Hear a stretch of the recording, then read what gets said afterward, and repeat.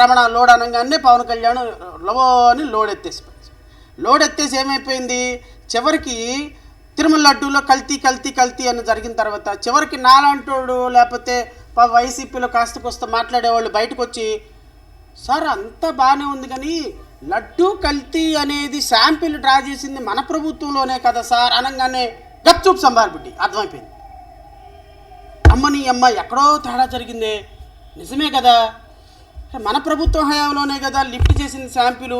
మరి మన ప్రభుత్వం హయాంలో లిఫ్ట్ చేస్తే 2019-24 తప్పు జరిగిందని ఎలా అనగలం? అర్థం కాల. మొఖాలు మొత్తం మాడిపోయినాయి. బాణం చేతిలో నుంచి వెళ్ళిపోయింది, వెనక్కి రాదు. ఆ బాణం వెళ్ళిపోతూ ఉంది, ఎవరిని గుచ్చుకుంటుందో తెలియదు. అలా గుచ్చుకొని ఆగుద్దేమో బాణం, వెనక్కి లాగుదామని పరిగెడుతున్నారు దాని వెనక. మరి ఫోర్స్గా బాణం వదిలేరు, ఆగట్లేదు. బాణం వెళ్ళిపోయి ఎక్కడ గుచ్చుకుందాయంటే నువ్వు గురి పెట్టింది ఒకళ్ళకైతే వెనక్కి తిరిగి అడితిరిగి వచ్చి హెరిటేజ్కి గుచ్చుకుంది. అది హెరిటేజ్కి గుచ్చుకునేటప్పటికి బ్లీడింగ్ అవుతుంది. గుచ్చుకున్న తర్వాత బ్లీడింగ్ అవుతుంది కదా, ఇప్పుడు బ్లీడింగ్ తడవాలి. అలా మళ్ళీ బాణం తీశారు బయటికి. ఇక ఏబిఎన్, TV5 ఆయింట్మెంట్ ఒకళ్ళు, పౌడర్ ఒకళ్ళు, పసుపు ఒకళ్ళు పట్టుకొని ఆ హెరిటేజ్ కారుతున్న బ్లీడింగ్ని ఆపడానికి ప్రయత్నం చేస్తున్నారు. మొత్తం ఇచ్చి మీడియా వెళ్ళి ఆ హెరిటేజ్కి మొత్తానికి బ్లీడింగ్ ఆపే ప్రయత్నం చేస్తుంది. ఇప్పుడు తీసిన తర్వాత అరే బాణం ఎటో వేసాం, అది వెళ్ళి హెరిటేజ్ గుచ్చుకొని దానికి 4,000 కోట్ల రూపాయలు నష్టం వచ్చిందని ఆగారా? అబ్బే, మళ్ళీ అక్కడి నుంచి మళ్ళీ ఎక్కుపెట్టారు బాణం. మళ్ళీ బాణం ఎక్కుపెడితే ఎడు తిరిగిద్ది అది, ఇటు తిరిగి సార్ మీరు గురిపెట్టేది ఒకళ్ళకైతే తగులుతుంది ఒకళ్ళకి. ఎక్కడో తేడా జరుగుతుంది, గుర్తుపెట్టుకోండి, గమనించండి. ఎందుకంటే మీరు గురిపెట్టిన బాణం దైవ సంకల్పం కలిగిన బాణం, వెంకటేశ్వర స్వామి సంకల్పం కలిగిన బాణం. అది మీరు గురిపెట్టిన వాళ్ళకు తగలదు. మీరు ఆ బాణం ఎవరికి గుచ్చుకోవాలని భావిస్తుందో వాళ్ళ దగ్గరికి వెళ్తుంది. అది ఈసారి మీరు గురిపెట్టారు, ఇటు తిరిగి ఆ బాణం చంద్రబాబు నాయుడికి, పవన్ కళ్యాణ్కి, నారా లోకేష్కి గుచ్చుకుంటుంది. ఎందుకు అంటే మీరు అసెంబ్లీలో నిన్న చేసిన ప్రసంగానికి వాస్తవాలకి నక్కకి నాగలోకానికి ఉన్న దూరం ఉంది కాబట్టి. మీ వాస్తవాలకి, మీ మాటలకి, మీ ముఖానికి 21కి 100% స్ట్రైక్ రేటు. 21కి 100% స్ట్రైక్ రేటు గౌరవ ఉప ముఖ్యమంత్రి గారికి. ఈ 21% స్ట్రైక్ రేటు ఒక ముఖ్యమంత్రి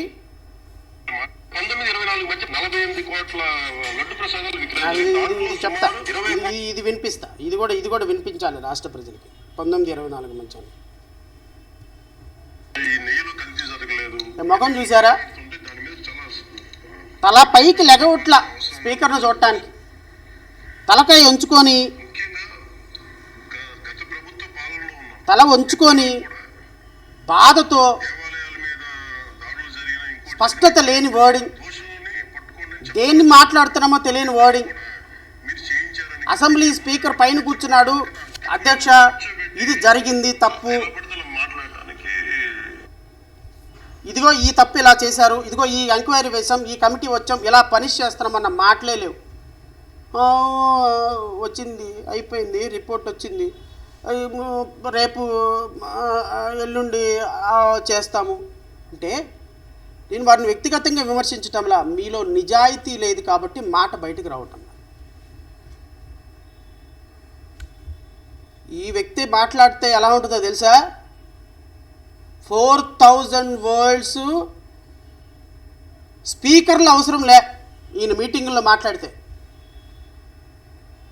ఇక్కడ మాట్లాడితే గాంధీనగర్ చివరికి స్పీకర్ లేకుండా మాట్లాడగలిగిన కంఠస్వరం ఉన్నటువంటి వ్యక్తి ఈరోజు అని ఎందుకు మాట్లాడుతున్నారు? వాళ్ళ దాంట్లో అబద్ధాలతోటి ఫౌండేషన్ వేశారు కాబట్టి, అబద్ధాలతోటి నెయ్యి అనే అంశాన్ని, బాణాన్ని వదిలారు కాబట్టి ఈరోజు దిమ్మ తిరిగి సినిమా కనపడుతోంది.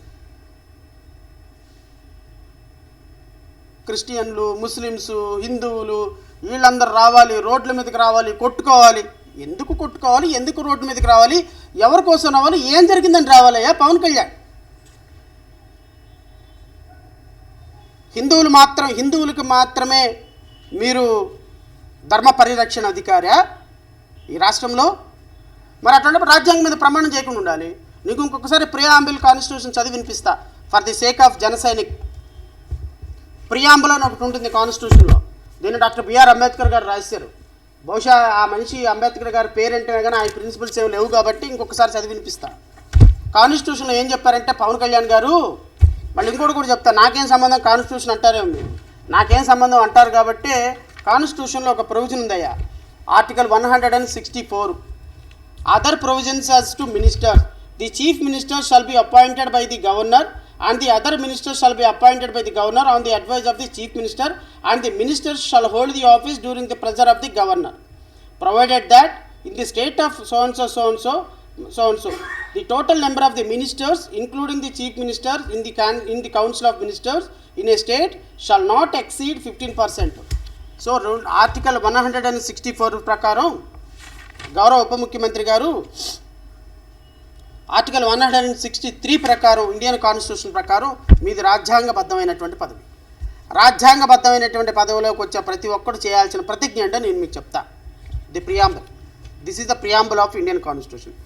We the people of India having solemnly resolved to constitute India into a sovereign, socialist, secular, democratic republic and to secure to all its citizens.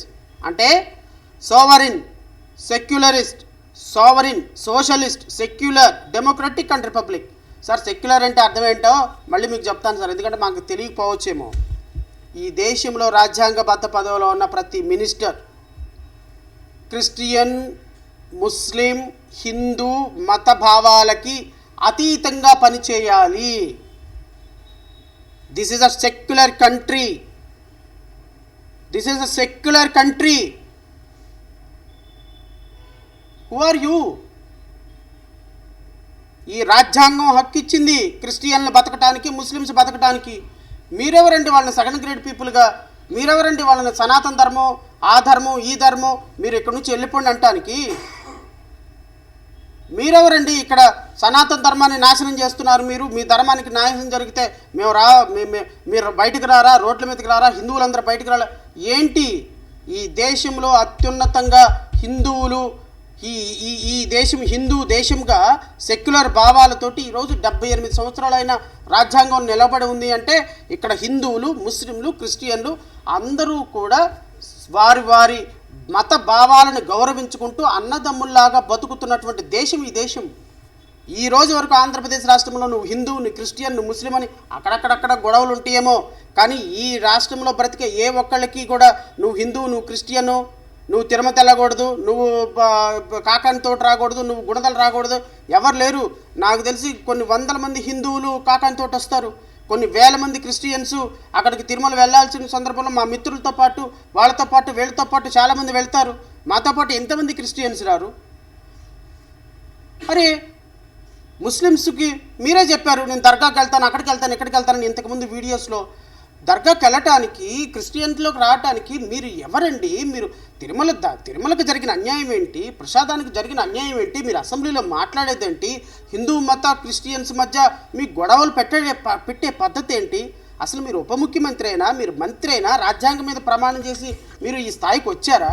ఏమైనా సిగ్గుందా? ఏమైనా శరం ఉందా? మనం మాట్లాడేదానికి ఏమైనా సొంతనుందా, పొంతనుందా? ఎందుకు మనం ఏం మాట్లాడుతున్నాం? మనం ఏ ధర్మాన్ని పరిరక్షిస్తున్నాం? మనం పోనీ ధర్మాన్ని పరిరక్షించడానికి మనకు వ్యక్తిగతంగా ఉన్న క్వాలిఫికేషన్ ఏంటి? సనాతన ధర్మాన్ని, హిందూ ధర్మాన్ని బతికించడానికి మనకు వ్యక్తిగతంగా ఉన్నది ఒక సినిమా యాక్టర్ అనేటువంటి ఒక విధానం తప్ప మన వ్యక్తిగత జీవితంలో ఏమైనా దీనికి పొంతనుందా? ఎవరిని ఎందుకు విమర్శించాలి?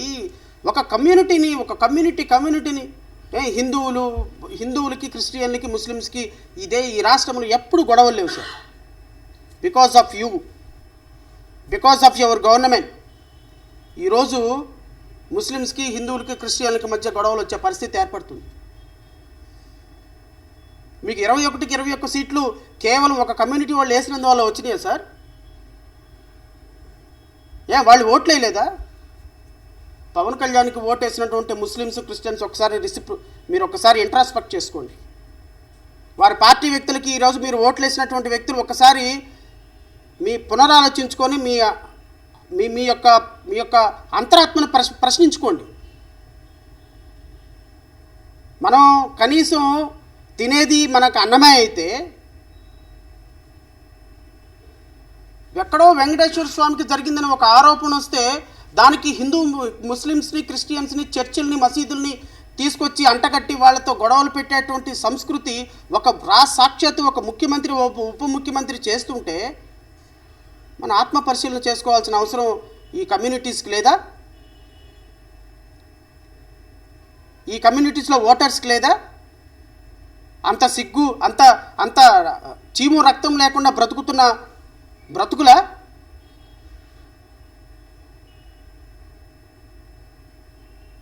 గాజు గ్లాసుకు ఓటేసే సందర్భంలో ఇవన్నీ ఆలోచించే ఓటేశారా మీరు? ఎలక్షన్స్కి ముందు ముస్లిం టోపీ ఒకటి పెట్టుకొని, ఎలక్షన్స్కి ముందు సిలువ ఒకటి వేసుకొని ఊరు వాడ ప్రచారం చేసినప్పుడు లేదా ముఖ్యమంత్రి గారు చంద్రబాబు నాయుడు గారు, ఉప ముఖ్యమంత్రి పవన్ కళ్యాణ్ గారు, నారా లోకేష్ గారు? ఈరోజు వాళ్ళు మీకు చేదైపోయినారా? ఈరోజు వాళ్ళు మీకు అంటరాని వాళ్ళు అయిపోయారా? ఈరోజు వాళ్ళు మీకు, నేను తెలుగుదేశంలో, జనసేనలో ఉన్న నాయకులను కూడా ప్రశ్నించుకోమని కోరుతున్నా. ఇది మీ స్థాయి. మీ పార్టీల వెనక ఉన్న జనాల్లో ఇది మీ స్థాయి. రేపొద్దున 2029లో వెళ్ళండి నియోజకవర్గాలకి, వెళ్ళండి ముస్లిం పేటలకి, వెళ్ళండి క్రిస్టియన్ పేటలకి. చెప్పులు చాటలతోటి మిమ్మల్నే కాదు మీ కార్యకర్తలు, మీ నాయకులను కూడా తరిమి పొలిమేరల అవతల కొట్టకపోతే చూస్తూ ఉండండి. జడాశ్రావణకు మరి ఇంకోసారి మీడియా ముందుకు రాడు. ఈరోజు ప్రతి కమ్యూనిటీలో, ప్రతి క్రిస్టియన్ కమ్యూనిటీలో, ప్రతి ముస్లిం కమ్యూనిటీ రగిలిపోతుంది మీ వల్ల, మీ మాటల వల్ల. వాళ్ళు ఏం తప్పు చేశారు, వాళ్ళని లాగాల్సిన అవసరం ఏంటుంది కమ్యూనిటీలోకి? తప్పు చేసి ఉంటే శిక్షించండి వాళ్ళని. We are also support, we will support. నిజంగా తిరుమల లడ్డూలో కల్తీ ఎవరైనా చేసి ఉంటే, నిజంగా ఎవరైనా ఇలాంటి కల్తీని జరిగి ఉంటే we are also support, we will support. Let them arrest and bring before court of law. వాళ్ళని పనిష్ చేసేటట్టు చూడండి. ఎంటైర్ సమాజం మొత్తం ఇవనుకుంటుంది.